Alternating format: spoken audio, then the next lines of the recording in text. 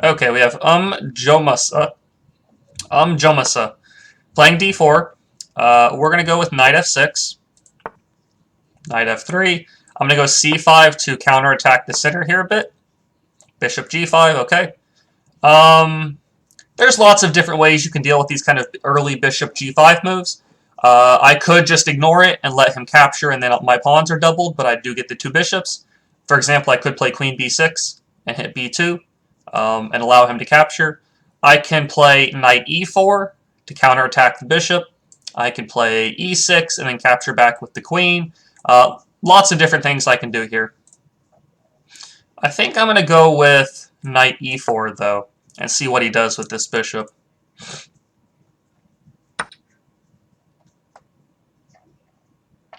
Okay. He takes the pawn, which is fine. I think we're just going to take the bishop, I believe. I'm going to play queen a5 check, and then pick up the c5 pawn next move. I'm going to be behind on development a little bit here. However, I do have the two bishop advantage, and I have two pawns in the center that can be used well. So we'll see how he plays against that. Let's go queen c6 to hit the knight. All right, he guards it. Let's go e6 and then d5 probably to attack the knight here. I do have to be a little bit careful about any kind of bishop to b5, pinning my queen and king.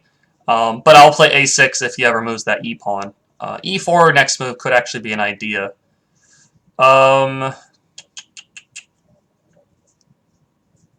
Let's play bishop d7, I believe, just to be safe. Actually, knight to d7 should be okay, too. Bishop d7, queen f4 is a little weird. I think it's fine, though. If he plays e4, I think we'll just capture it.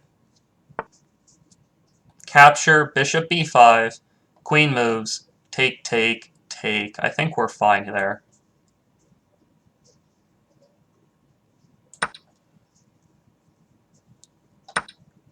Okay. Let's just play a6. Stop any of the bishop b5 stuff. We're going to play bishop e7, I believe. Get castled.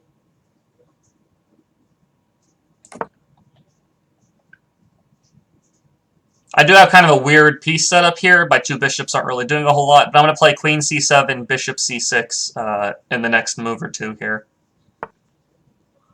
Okay. Queen c7. He wants to go attack my king side now, clearly. Knight g5 is his idea, I assume. I think I'm just going to play h6, maybe? I think I could play rook to d8 is another idea. What should I do here? Or I could just play bishop c6 and ignore it. I don't know if anything's wrong with that. Yeah, that should be fine. If he plays knight g5, I'll just play g6. If he tries to play h5 to attack my pawns, I just pick up the knight for free. I think now it's time to start trading off a few pieces. I think rook d8's a good idea. Hey, Jose LL23, thanks a lot for the follow. Hope you're enjoying it. So rook d8, he's going to move his queen. I'll pick up his rook on d1, and then I'll finish my development. I might also pick up the c4, or the f4 pawn, I'm sorry. Okay, we're just going to take there. Knight takes e6 might be an annoying move. I think we're going to play b5, though. Let's just kick him around a bit. b5, knight takes e6, though. That's a little weird. Bishop b5 is also... Oh, no, my bishop's pinned. That would be a terrible move. b5, knight takes... Yeah, that should be fine. If he plays knight takes, I'll just move my queen and then pick up the knight. Alright, he goes there. That's fine. I'll just take this pawn, I believe.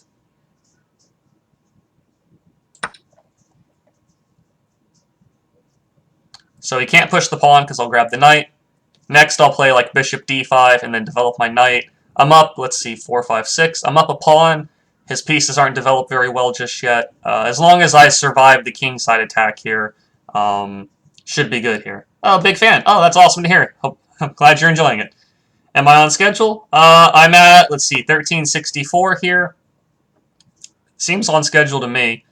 All right, we're going queen b4 to offer a queen trade. If he doesn't accept the queen trade, I'm going to grab his rook in the corner.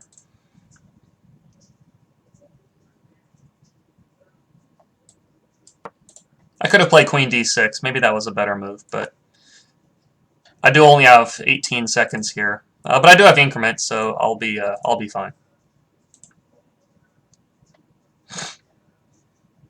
Yeah, so the goal is at the end of this week maybe to get 1,600 and then have another 600 points in the last 2 weeks. Okay, I think we're definitely just grabbing this rook. I don't think he's got enough firepower to checkmate me anymore. If he takes the pawn, I really don't even need to take it, honestly. Because then that allows, you know, perpetual check ideas and stuff I really don't want to deal with. Hey, how's it going, NJ? Hope you're enjoying it. Hope you're enjoying the stream. So next move is bishop d5, almost guaranteed, just to guard. Yeah, so he's going to go there. I'm going to play queen e4. I don't want to take the... I mean, I could take the knight, and it probably is winning, but queen e4 is just much simpler. Force the trade of queens. If he doesn't trade queens, then I'll pick up the knight without having to deal with all the perpetual check ideas. Just kind of a good way, a good technique for finishing games off, pretty much. This knight's also going to get trapped in a moment. He's running out of squares to move to. Alright. We'll just give it up there and then take the knight.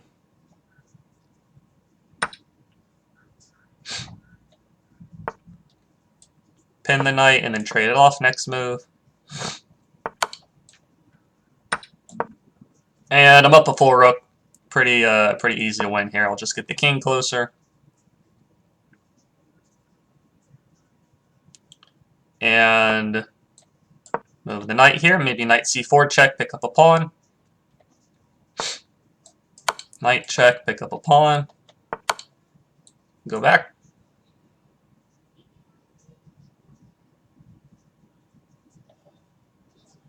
We'll see where he decides to move his king.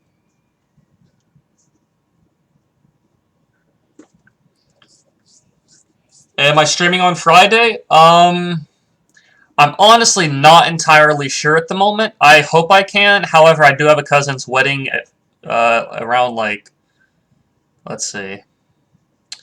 I'm probably not going to be able to do it. And if I can do it, it's not going to be very long. Because I do have a cousin's wedding later in that day. And it's like a 2-hour drive. So I hope I can.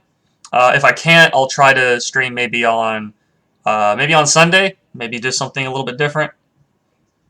Hey, you beat a 2100 over the board play last night. Whoop whoop. Hey, congratulations. That's awesome. Very nice job. Alright, we're going to analyze this one. At least white played better than the previous game. So the opening is okay.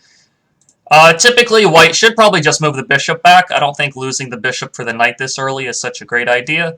But it's okay. It's not like it's a gigantic mistake. E4 is a good move. Probably here... They need to start getting their pieces in the game. You know, rook e1, bishop e5 type stuff. If they had done this, I would have retreated. Take, and then move the rook in the center. This is probably the best case for for white. Because I have to move the knight. I still get castle. It's a pretty even game. But I would say, actually, stuff like knight b5 is even annoying here. I probably got to play this. He goes here, I go here. And it's probably pretty even, but better than what happened for white in the actual game. Here, I'm able to get castled, developed. Notice how this bishop doesn't move for quite a long time. I trade off a couple of pieces. I grab a pawn. Of course, this drops a rook in the corner, which is not very good. White should... Here, white should probably play queen d4. Keep the pawn defended. And then really needs to get the pieces in the game. Bishop to d3, h5, rook e1, stuff like that. You can't win the game if you don't have the firepower involved. And once I pick up the rook, if I grab the knight here, I'm still winning.